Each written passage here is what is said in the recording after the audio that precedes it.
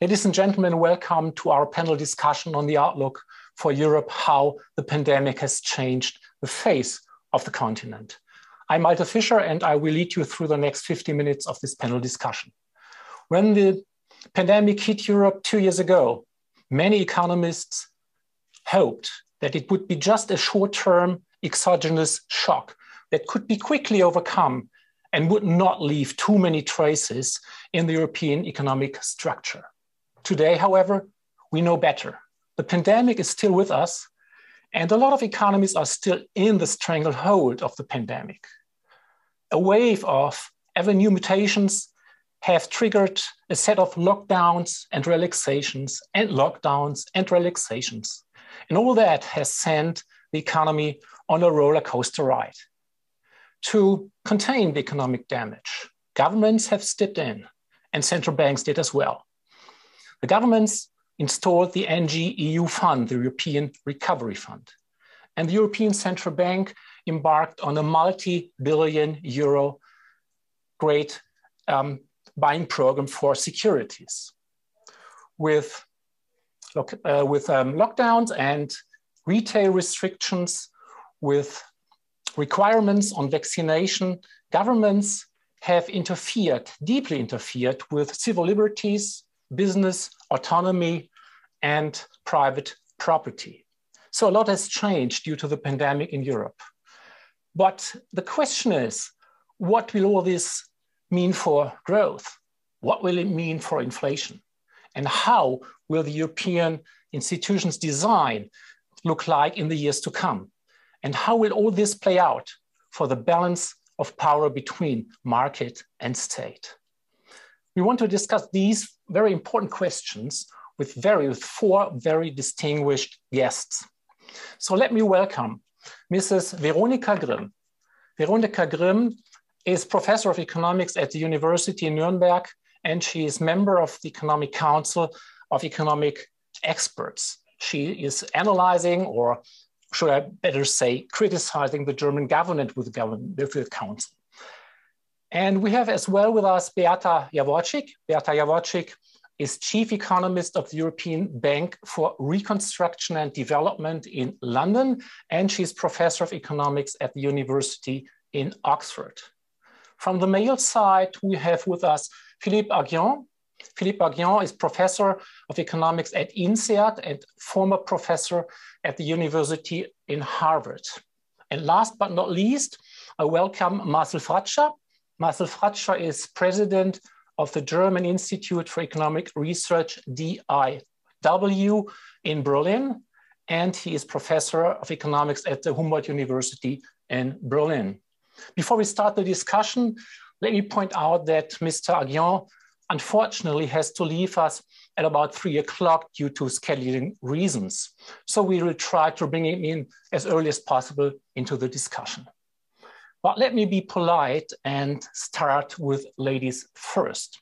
So my first question goes to Veronika Grimm. Mrs. Grimm, you are member, as I mentioned, of the Council of Economic Advisors in Germany. And being so, you are sort of doing forecasts by profession. Please let us know how you judge the state of the European economy and how you see the future of the economy, especially once the Corona winter is gone and spring kicks in. Do we head for an upswing, maybe even a boom in Europe? Yeah, thank you.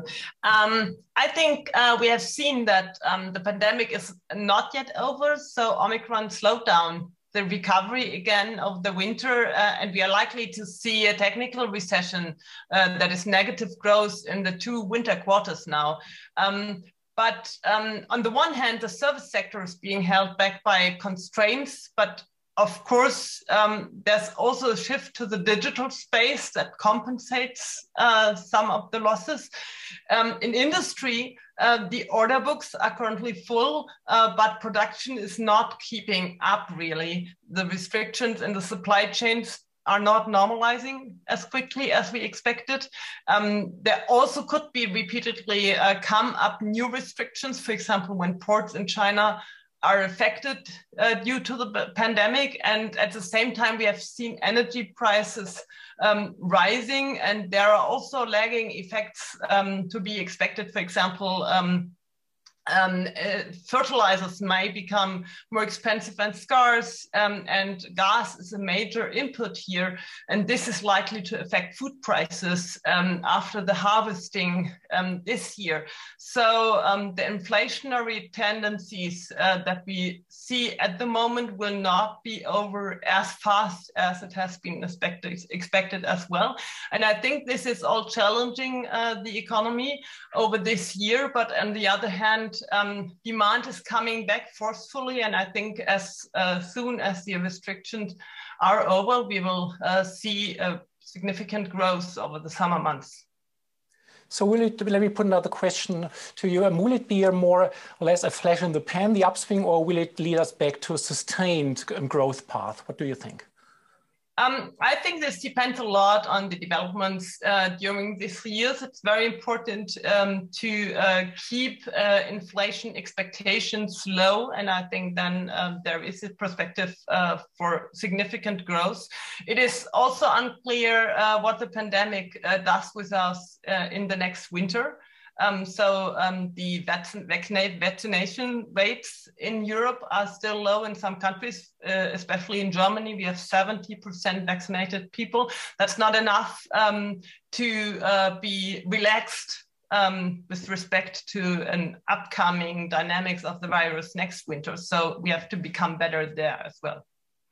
So we are rather, dampened with the growth prospects due to perhaps another wave of mutations coming along. Mr. Aghion, you are an expert on growth theory, and you have lived in the United States, you have lived in Europe, so you know both regions very well.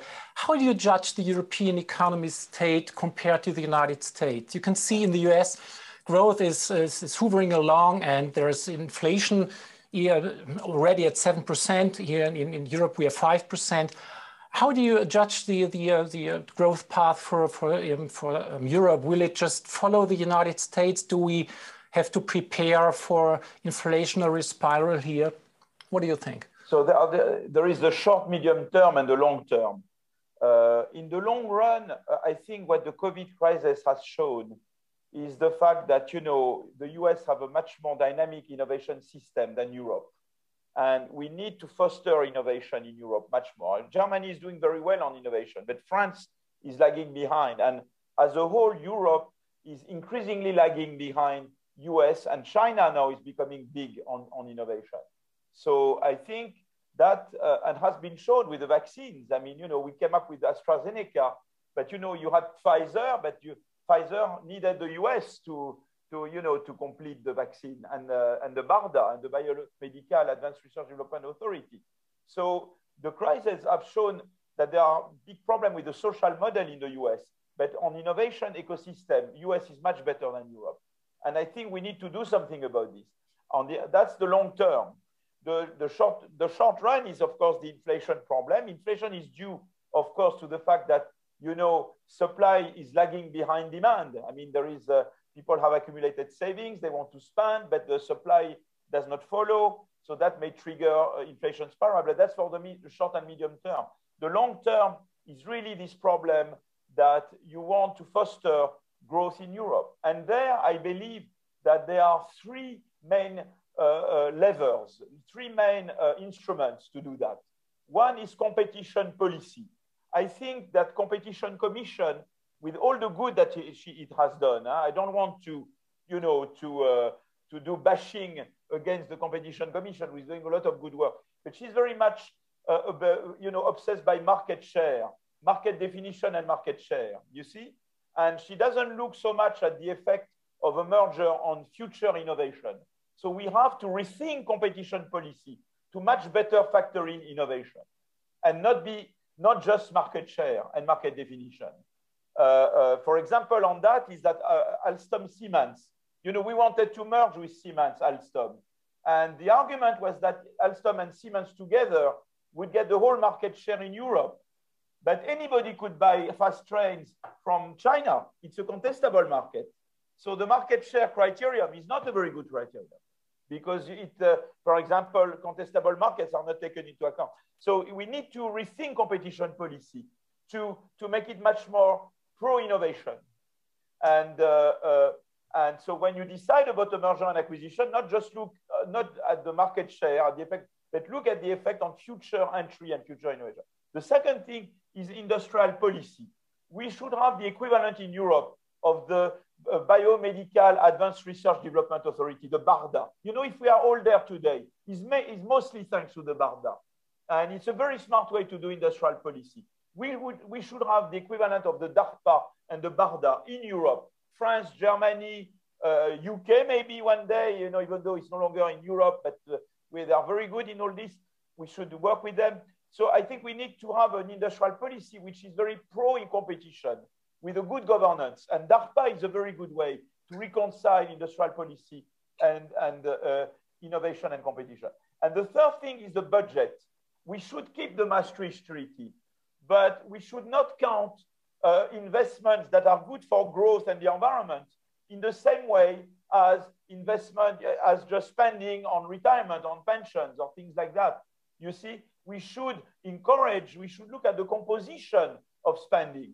We should reward governments that put more weight on growth enhancing and environment enhancing investment, well governed, and at the same time reform their pension system and the system of governance spending. And I think that's what Draghi, I know that there was a joint paper by Macron and Draghi on that in the FT. I know that Scholz is sympathetic. He didn't sign it, but I was told he was not far from signing it.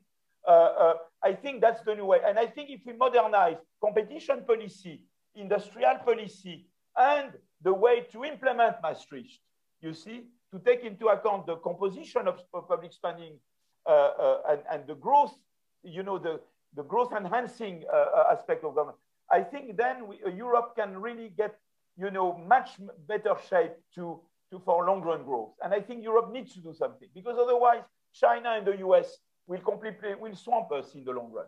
I think that's really important.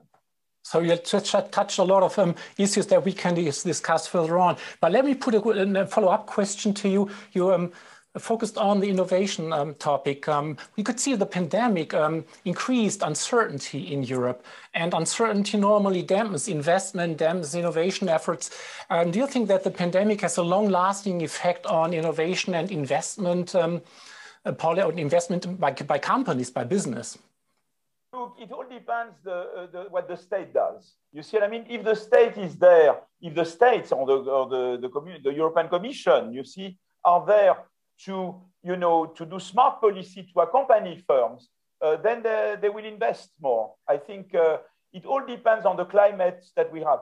What we have in Europe, which is good, we have a good social model. We know how to protect. And some people believe that protection is always at the expense of innovation. I don't believe that. I think when Denmark put in place a flex security system on the labor market, they became both more innovative and more inclusive and protective. So I think Europe has this social model, and also it can have a smart industrial policy and competition policy. And with that, with those things, it can you know, push for new investments and induce firms. It's amazing. In France, we had a growth rate of 7% this year, 7%. And we created 700,000 new employments, new jobs in France. So it all depends, you know, what the states do. And I think, so I think that's endogenous, you see, the answer to your question. It all depends. Okay. The triangle firm, state, and civil society is a key triangle. Okay, we will keep on discussing that topic later on in our discussion. But let me first go to Mr. Fratzscher. Mr. Fratzscher, you have been working for the ECB for a long time. And the ECB is now coming under heavy pressure because not only because the inflation rate in Europe is about 5%, but also because the Federal Reserve has already announced to hike interest rates, and the Bank of England has done so. How do you judge the inflation prospect, and why do you think has the ECB hesitated so long to do anything about the inflation prospect? Good afternoon, first of all, and thank you for having me. First of all, I should emphasize there's heavy pressure on the ECB in Germany, which is a very important distinction. There are big differences across countries, and we in Germany see the ECB a lot more critical than most other countries in Europe. Now, why has the ECB not acted? First, because inflation was a surprise. If you go back even half a year to the end of the summer, no one really expected that inflation would shoot up as much as it did. Second, there is really, the ECB can do very little about it. Most of the increase in inflation, most of the 5% year-on-year inflation that you have mentioned, or 3.1% inflation for the full year of 2021. One always has to be very careful with the numbers because some of them just may sound more dramatic than they really are. Most of that inflation is through higher energy prices. Then you have a contributing factor from what Veronika mentioned, from supply chains. You have some commodities like wood that have increased in prices because of natural catastrophes, of droughts, so climate change. And on top, energy prices are a global factor, partly also the result of the Russia-Ukraine conflict. So if you look at the factors, these are all factors central banks can do nothing about, nothing. What central banks can do and must do is make sure that there are no second round effects, that these higher prices for energy, so clearly I don't need to explain this round that the ECB cannot prevent Putin from lowering oil and gas exports or the global demand from China and other countries. But what central banks must do is make sure that we don't get into a wage price spiral or that there is not really a massive investment and consumption boom that will permanently drive up inflation over the medium and to long term.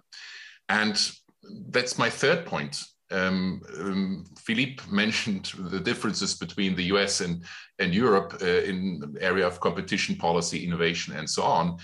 And you can't compare really the US and the euro area in terms of where they are in the economic cycle. The US had a huge fiscal stimulus. We didn't have that in Europe, not nearly as much. So Europe is really maybe 1.5 years behind.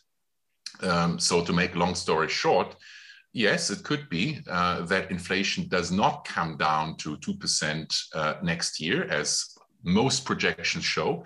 I haven't seen a single projection by anyone that says inflation will stay significantly above the 2% that the ECB has used as a definition of price stability over the medium term.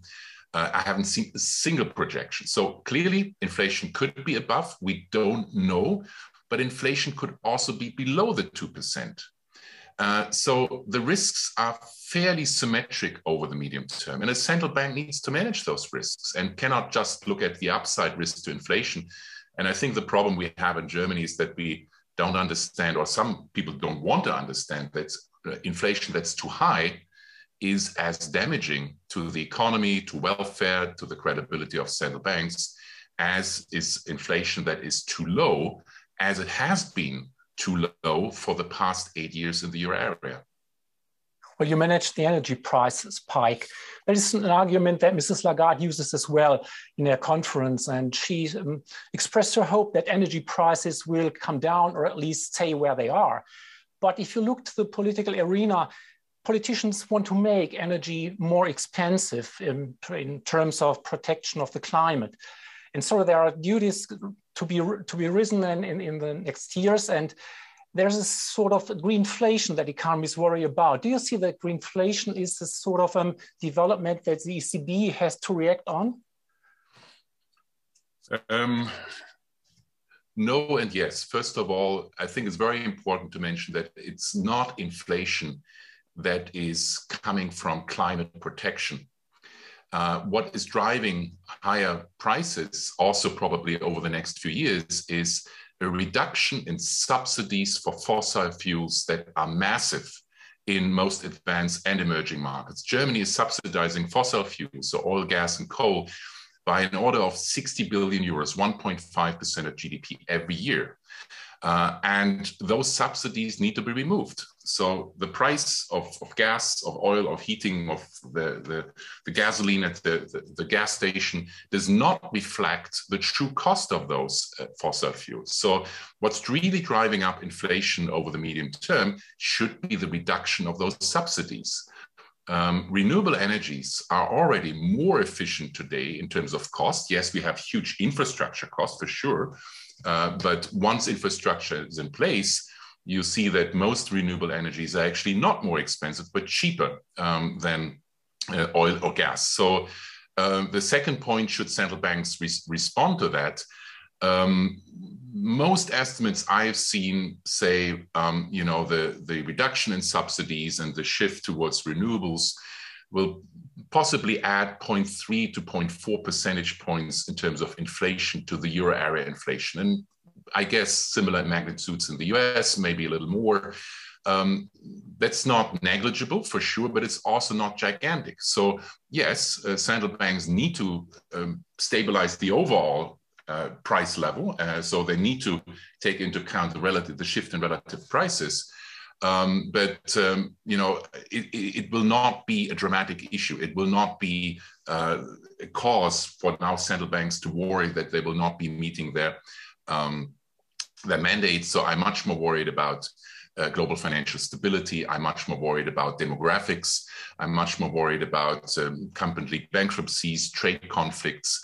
So all of those factors really having a big impact on prices and inflation. So I think central banks need to take that into account for sure, but I don't think it will be the main challenge to deal with the inflation side. I think more the financial stability side of climate change. That's a whole different issue which central banks must take into account, but that I see as much more important. Mrs. Javorcik, inflation is an issue as well in emerging Europe, but other than the ECB, Eastern European central banks have hiked interest rates.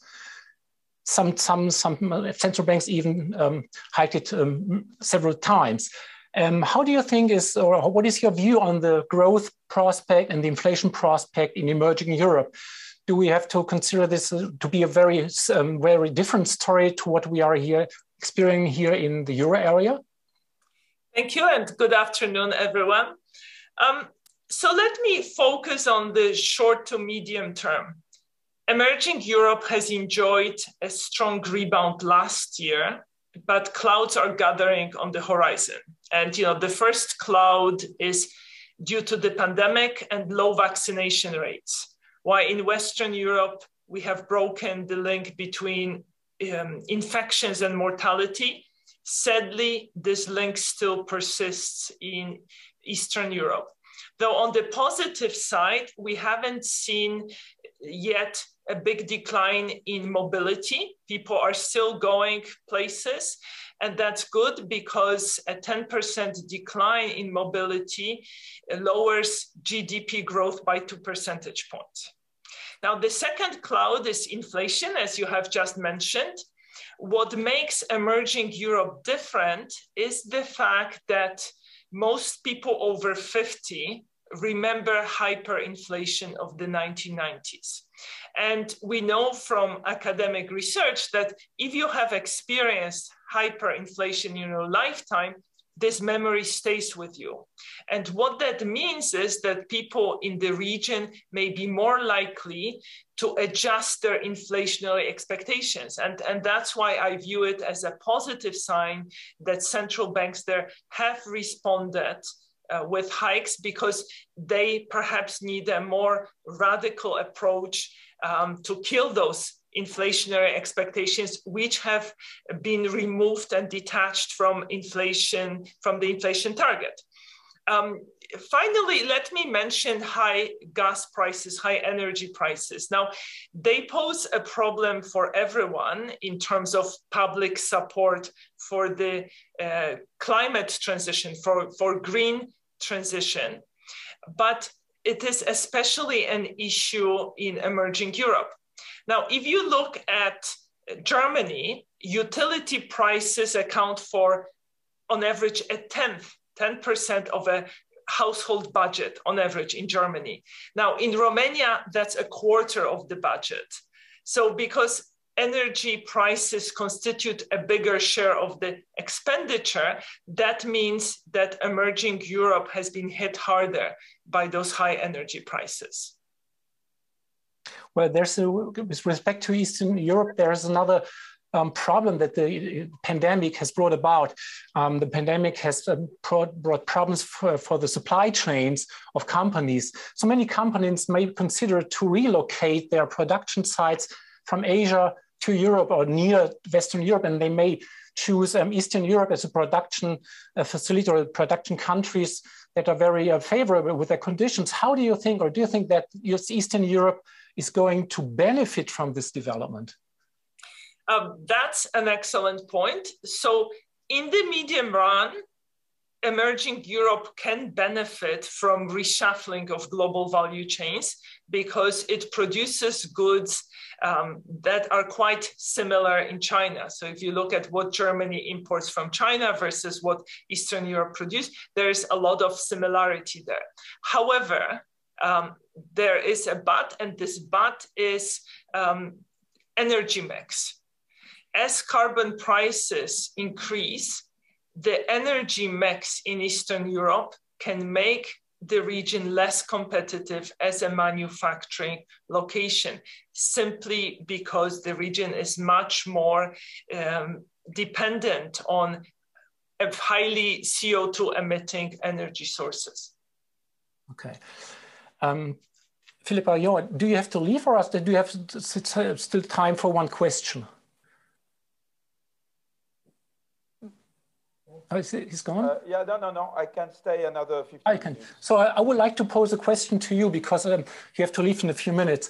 That alludes to the European financial policy or fiscal policy. You could see that the pandemic has increased government debt to GDP ratios, and now there is a discussion going on to limit or to renegotiate the limits, or to even loosen the Stability and Growth Pact. What is your point of view? Is this a sensible discussion, or would you stick with the rules or with the limits that we have? I think we need to keep Maastricht. I'm not in favor of saying let's remove Maastricht, okay?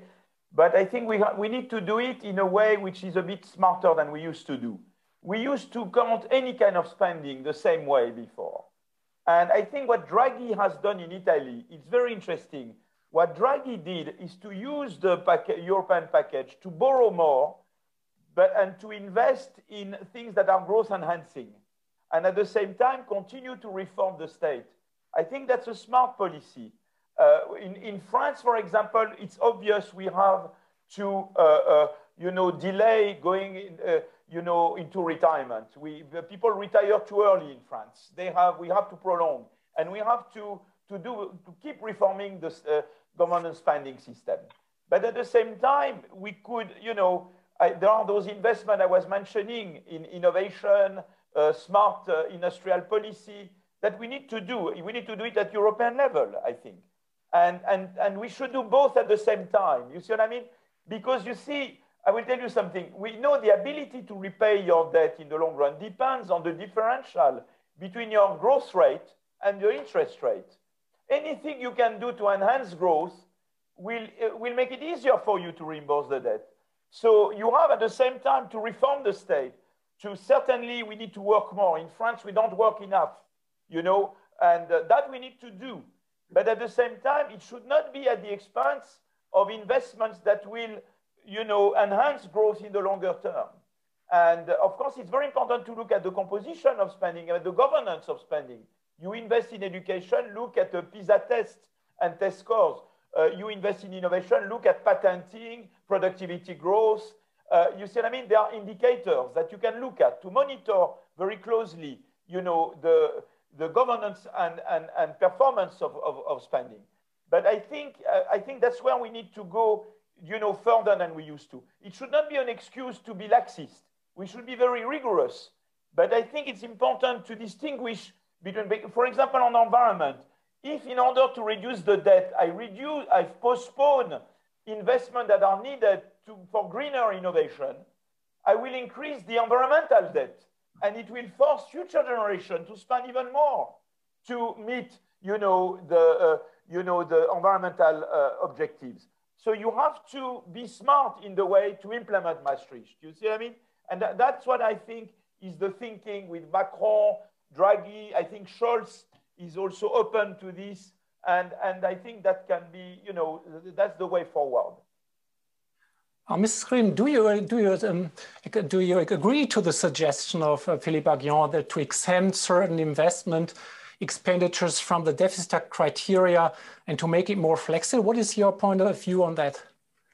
It's not to say I don't count them. I count them and I look at the governance of these investments. And if they are not good governance, I don't include them. So it's very, very demanding, actually. Sorry for being.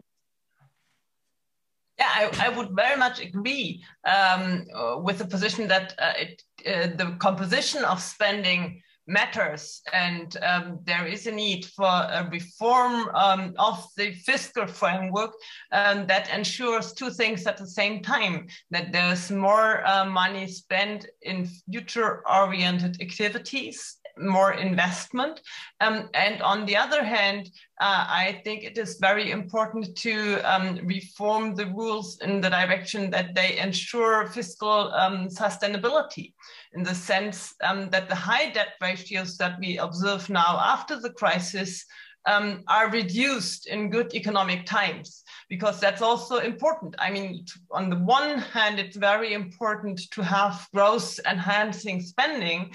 On the other hand, it's important that we are resilient with respect to future crises. I think we can count with the fact that there will be some crises in the future, and we have to be prepared to manage those crises as well. And I think in a situation of fiscal sustainability in the euro area as a whole, this is much easier than in a situation where you have some member states with very high debt ratios that cannot react out of themselves.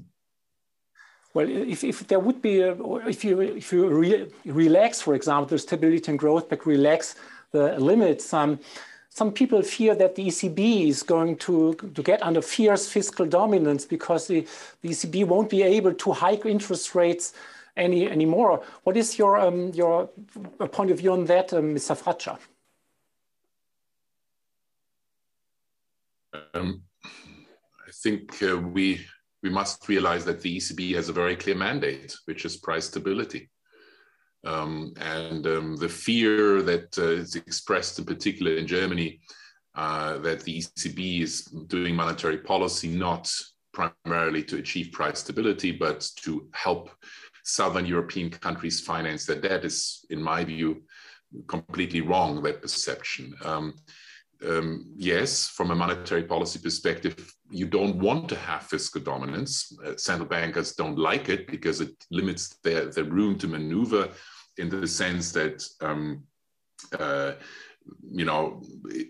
if growth is slowing down because of very high public debt, it makes monetary policy a lot more difficult. For me, the main problem at the moment is not so much the level of debt in Southern Europe, but it's the divergence within the euro area, that you have divergences in growth rates, divergences in productivity, divergences in inflation, so that it becomes ever more difficult for monetary policy to function symmetrically for the entire euro area. And that is the big difficulty. And the solution to that is clearly rules on fiscal deficits and debt. Veronika Grimm mentioned it, I fully agree, they must be sensible. So I think we need to see changes to the fiscal rules, to the Maastricht criteria, to reduce debt over 20 years to 60% government debt to GDP is completely unrealistic. So if we stick to those rules, they will simply be ignored because they're not realistic. But I want to add that the only way forward to help the ECB is more integration in Europe. We need a completion of banking union, a capital market union, something that Philippe mentioned on productivity. We need to help countries that have been growing less to catch up. That's why the Next Generation EU, the Recovery Fund, is so important to really help in particular Italy, but also other southern European countries to grow more quickly. And that's where the focus should be. It should not be trying to force a particular monetary policy on the ECB. The ECB should keep focusing on its mandate, price stability, but it's really governments who have to do their job in ensuring that there is an equitable recovery in Europe and that there is a convergence process to stop the divergence. Let me follow up a question to you. You mentioned the NGU fund, the recovery fund. A lot of economists criticize that the NGU fund comes near to a common or a joint debt instrument in the hands of the EU Commission, and thus violating the EU treaty and transforming the EU into a transfer union. What is your point of view on that critique? To have a functioning monetary union, you need to have some form of joint or common fiscal policy. I don't mean that we now should transfer all fiscal policy sovereignty from the national level to the European level, but we need to have a permanent mechanism at the European level that helps countries get through difficult times, that helps countries catch up. Of course, there needs to be conditionality to implement structural reforms, that the money that is spent from the European side really has a positive impact. So I see the next generation EU as an and making it permanent. I think this is an absolutely necessary element to ensure that Europe has a convergence process. Is that a transfer union? Europe has been a transfer union from the beginning. And Germany, yes, is contributing more to the EU budget than it's getting out. And Germany is still benefiting big time from it because it has helped European integration. Germany is one of the most open economies. It's exporting, or the share of trade relative to GDP is much higher in Germany than elsewhere. So yes, if we want to have a functioning European Union, if we want to have a functioning monetary union, we must accept that there is some form of transfers, also permanent transfers. We have had that. To me, the question is really to have it in a coordinated manner, to have clear conditionality, so to really make sure that that money is well spent. So the same we have within countries, namely transfers across regions, we need at a much, much lower level than at a national level, also at the European level. Mrs. Javorcik, Mr. Fratzscher mentioned the differences in economic indicators, especially the differences in debt quotas. When it comes to emerging Europe, the observers strike that the debt quotas in Eastern Europe are pretty much lower than they are in the western part of the continent.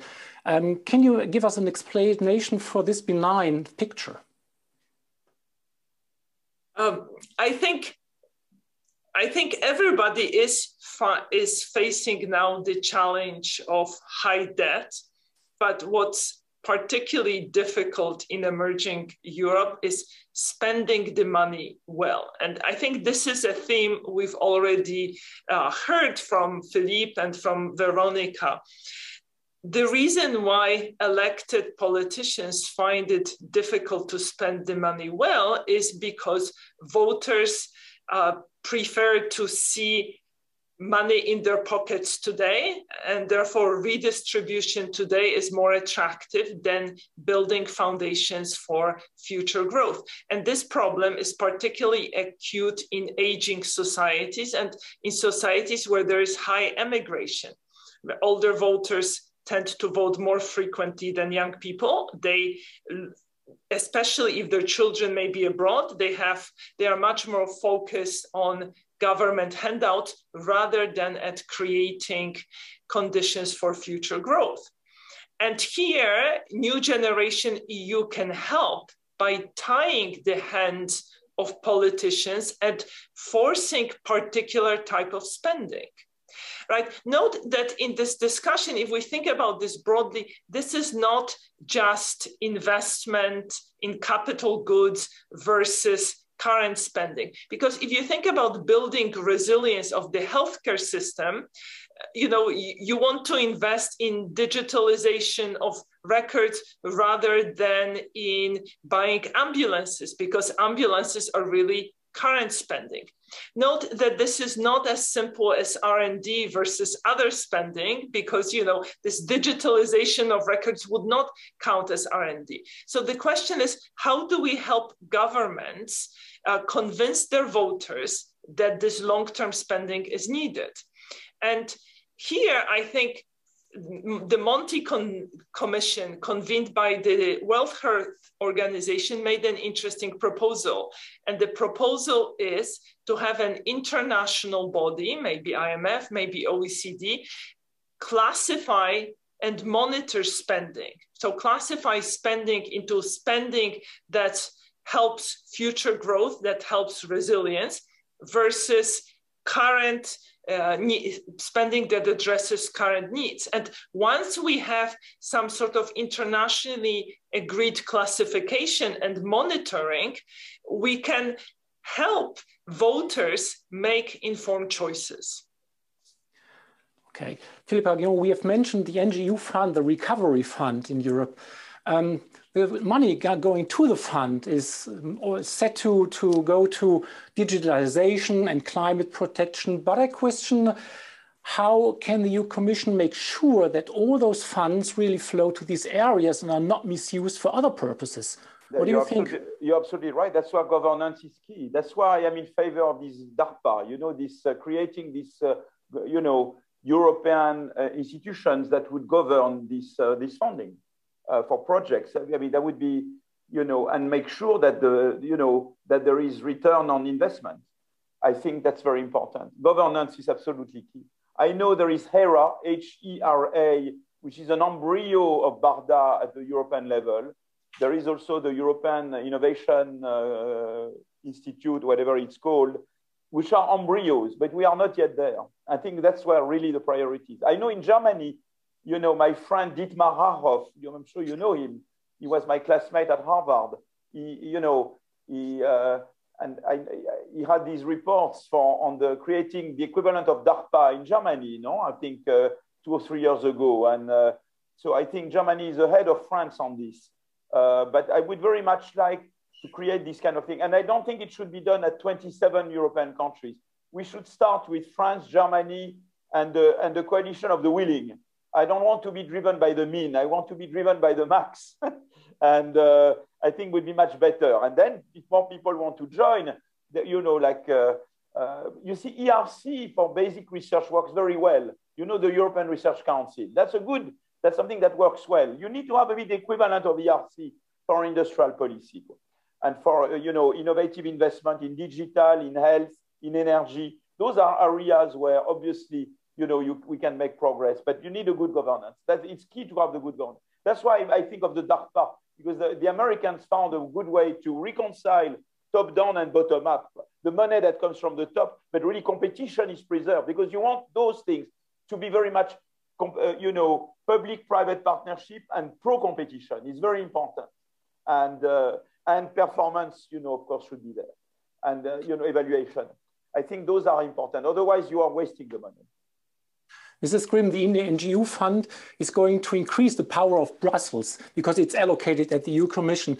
Do you think that there is a transfer of power in the years to come from the nation states to Brussels and making the nation states shrink in a way in their competences that might conflict with the democratic principles? Yeah, I think the time will change because we, on a global level, we shift from a rule-based system into a power-based system. And in this context, economic strengths and joint economic strengths at the EU level will become very, very important. So there is a need that we cooperate, that we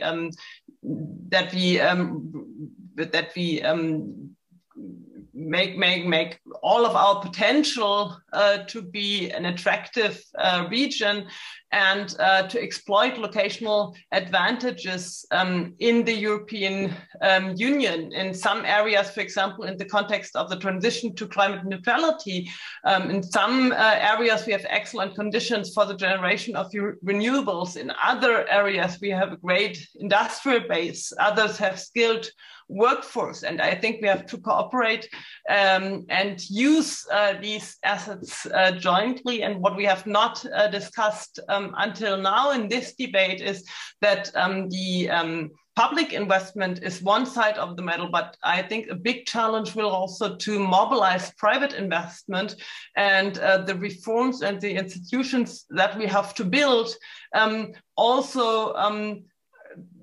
pose challenges to the government, because it is much harder for the government to build up institutions like, for example, an overall sector overarching emissions trading scheme, because it means on the first side burdens to the consumers if there are high CO2 prices.